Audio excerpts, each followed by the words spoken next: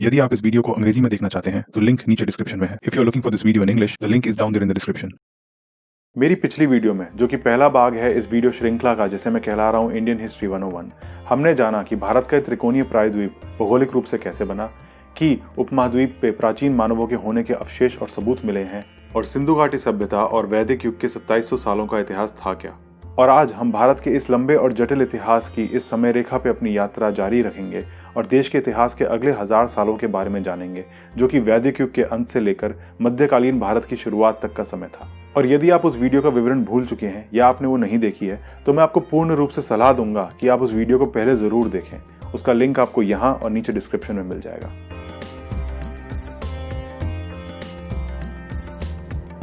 नमस्ते मेरे प्यारे दोस्तों, मेरा नाम है ध्रुव और आपका स्वागत है द इंडो वर्ड्स पे, भारत के बारे में कुछ नया जानने का एक नया स्रोत। आपको बस एक बार जल्दी से ये याद दिलाना चाहूंगा कि मैंने भारत के 5000 सालों के इस लंबे इतिहास को 12 युगों में बांटने का फैसला किया है और इनको मैं 6 वीडियो की इस श्रृंखला में पेश करूंगा। तो ये इस श्रृंखला की दूसरी वीडियो है और आज हम अगले 3 युगों के बारे में बात करेंगे: प्राचीन भारत, प्रारंभिक शास्त्रीय भारत और देश शास्त्रीय भारत। जैसा कि आप अब तक जाने गए होंगे, वैदिक युग ने हमको 4 वेदों के माध्यम से ढेर सारे प्राचीन धार्मिक पाठ और ज्ञान दिए और यही आगे आने वाली सदियों के भारत की नींव बने। वैदिक युग के बाद के 400 सालों में वेदों पे संस्थापित बहुत सारे ग्रंथ और विचारधाराएं उभरी और कई साम्राज्य बने उन जनपदों की नींव पे, जिनके बारे में मैंने अपनी पिछली वीडियो में बताया था। इस युग में लिखे ग्रंथों को हम उपनिषदों के नाम से जानते हैं और ये शास्त्रीय हिंदू धर्म का सैद्धांतिक आधार बनाते हैं, और ये वेदांत के नाम से भी जाने जाते हैं, जो कि संस्कृत के शब्द वेद और अंत को जोड़ के बनाया जाता है और इसका मतलब होता है वेदों का अंत या निष्कर्ष। सरल शब्दों में कहा जाए तो उपनिषदों में वेदों की शिक्षाओं पे और अनुष्ठान पे सवाल उठाए गए हैं। बढ़ते शहरीकरण की वजह से वेदों के रूढ़िवादी शिक्षाओं पे और अनुष्ठान पे बार बार आपत्ति जताई गई और इसी कारण उस समय के नए जमाने के विचारक और गुरु उभरे, जैसे कि महावीर, जैन धर्म के स्थापक, और राजकुमार सिद्धार्थ, जिन्हें हम बौद्ध धर्म के स्थापक गौतम बुद्ध के रूप में भी जानते हैं। अभी थोड़ी देर पहले ही जिन नए राज्यों के बारे में मैंने बोला, इन्हें हम महाजनपदों के नाम से जानते हैं और ये कुल 16 थे।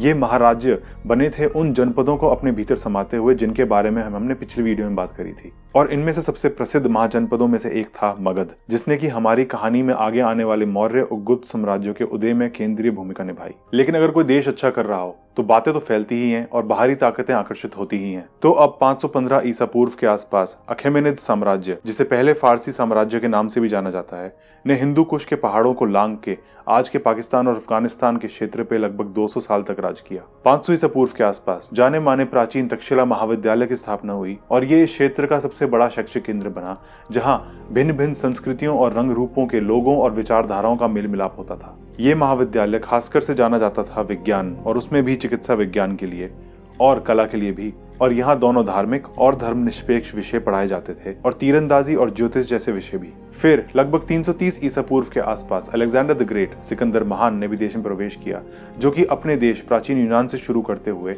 अपने रास्ते में पड़ते हर साम्राज्य और देश पे कब्जा करते आ रहे थे और अखेमेनिद साम्राज्य को भी हराया था। इन्होंने बियास नदी के आसपास, जो कि उस समय हेफासिस नदी के नाम से जानी जाती थी, वहां के राजा पुरु को भी हराया। लेकिन इसके बाद उनकी सेना, जो कि अपने घरों से इतने सालों से दूर थी और लड़ाइयां लड़ के और जीत जीत के थक चुकी थी, ने आगे पड़ने वाली नदियों को पार करके और बड़े साम्राज्यों और उनकी सेनाओं से लड़ने के ख्याल पे विद्रोह कर दिया। और बस सिकंदर ने वापस लौटने का फैसला ले लिया और उनका विशाल साम्राज्य आज के भारत के पश्चिम तक सीमित रह गया। अब 320 ईसा पूर्व के आसपास जाने माने मौर्य साम्राज्य का भी जन्म हुआ और ये लगभग 150 साल के लिए बना रहा। ये पहला महासाम्राज्य था जिसने कि लगभग पूरे भारत को अपने राज में एकजुट किया था, जिसकी वजह से ये भारतीय उपमहाद्वीप का सबसे बड़ा साम्राज्य भी बन गया।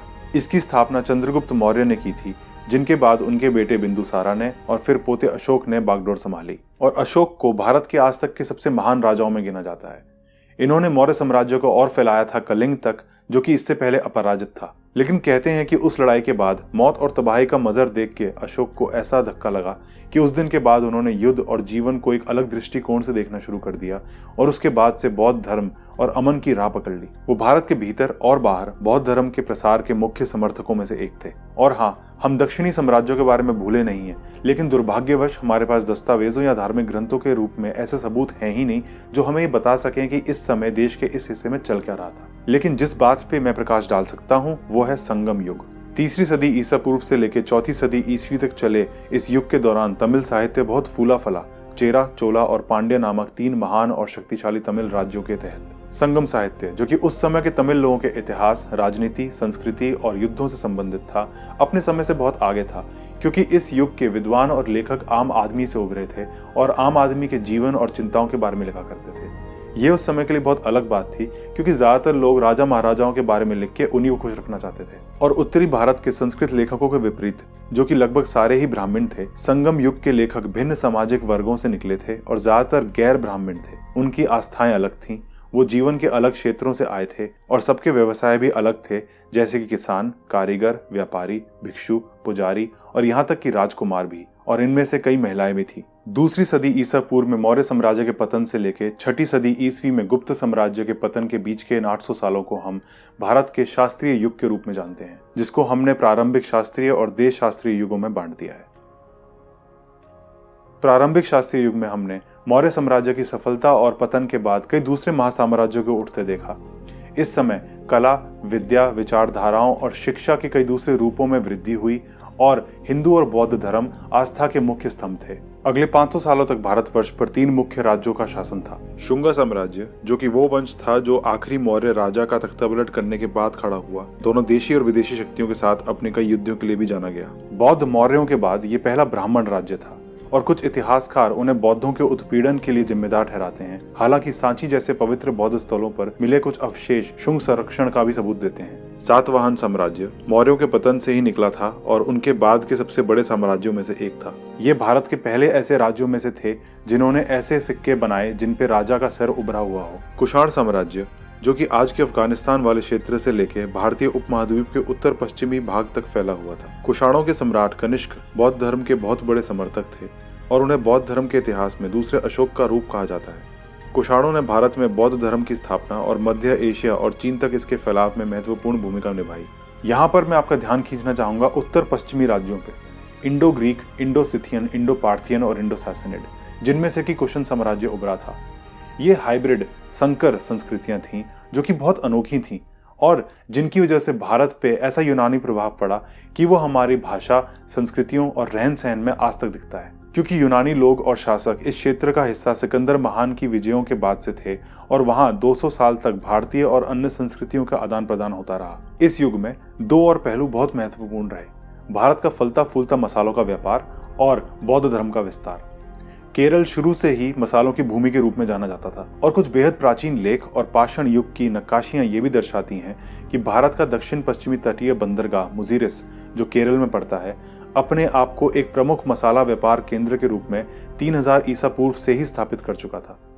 केरल का मसाला व्यापार प्राचीन दुनिया के हर कोने से व्यापारियों को खींच कर भारत लाया। मसाला व्यापार में शामिल भारतीय व्यापारी भारतीय भोजन को दक्षिण पूर्व एशिया तक भी ले गए, जहां पे मसालों का मिश्रण और भारतीय भोजन वहां के मूल निवासियों को बेहद पसंद आया और उनके जीवन का हिस्सा बन गया। इसी दौरान पहली शताब्दी ईस्वी में चीन का बौद्ध धर्म से परिचय सिल्क रोड के द्वारा हुआ। अब इन 2 प्राचीन संस्कृतियों के मेल मिलाप के कारणवश कई चीनी यात्री और साधु भारत आने लगे। बौद्ध धर्म विशेष रूप से समुद्री व्यापार के साथ भी खूब फैला और अपने साथ मुद्रा, कला और साक्षरता लेते चला। और अब हम प्रवेश कर रहे हैं देश शास्त्रीय युग में, जो कि भारत के स्वर्ण युग के रूप में भी जाना जाता है और जहां पिछले 3500 सालों से इकट्ठे हो रहे छोटे बड़े पहलुओं को इकट्ठा करके आकार दिया गया हिंदू संस्कृति का। और ये हुआ प्राचीन भारत के विज्ञान, प्रौद्योगिकी, कला, भाषा, साहित्य, गणित, खगोल विज्ञान, धर्म और विचारधाराओं में भारी प्रगति की वजह से। इस स्वर्ण युग में सबसे महत्वपूर्ण था गुप्त साम्राज्य, जिसका शासन लगभग 230 साल चला।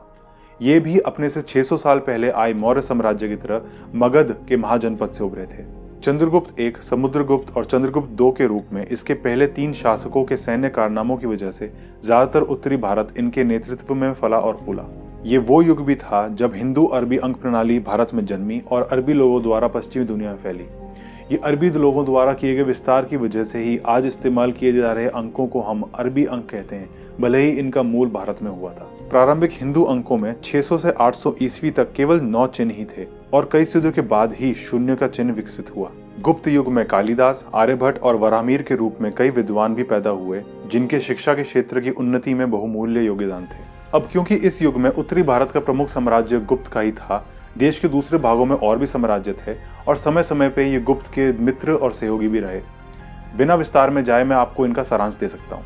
मध्य भारत में था वाकाटक साम्राज्य, उत्तर पूर्व में था कामरूप साम्राज्य, डेक्कन पठार के दक्षिणी किनारे पे था पल्लव साम्राज्य, पल्लवों के पड़ोस में था कदम्ब साम्राज्य और आखिरकार 570 ईस्वी में गुप्त साम्राज्य के पतन के बाद उस इलाके में खूब राजनीतिक उथल पुथल हुई, जिसके बाद हर्षा का साम्राज्य इस युग के अंत की तरफ 606 ईस्वी में उभरा और उन्होंने मुख्य रूप से उत्तर की ओर 40 साल के लिए राज किया। उनका शासन शांति और उन्नति का था और उनके राज ने दूर दूर से आए विद्वानों, कलाकारों और धार्मिक यात्रियों को आकर्षित किया।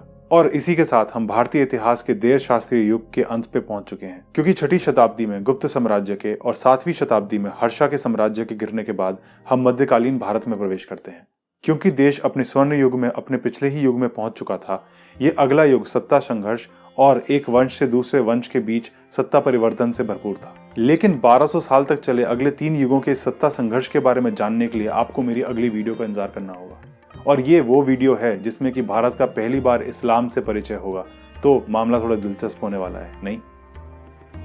अंत तक बने रहने के लिए धन्यवाद। इधर हैं कुछ वीडियो जो शायद आपको पसंद आए। मेरे चैनल को बढ़ने में आप मदद कीजिए सब्सक्राइब का बटन और साथ बनी घंटी दबा के, इस वीडियो को लाइक करके, नीचे कमेंट छोड़ के और इस वीडियो और मेरे चैनल को शेयर करके। नीचे डिस्क्रिप्शन में है ऐसे कई संसाधनों के लिंक जिनको पढ़ के आप अपनी खुद की राय बना सकते हैं। चलिए, आपसे जल्दी मुलाकात होगी मेरी अगली वीडियो में। नमस्ते।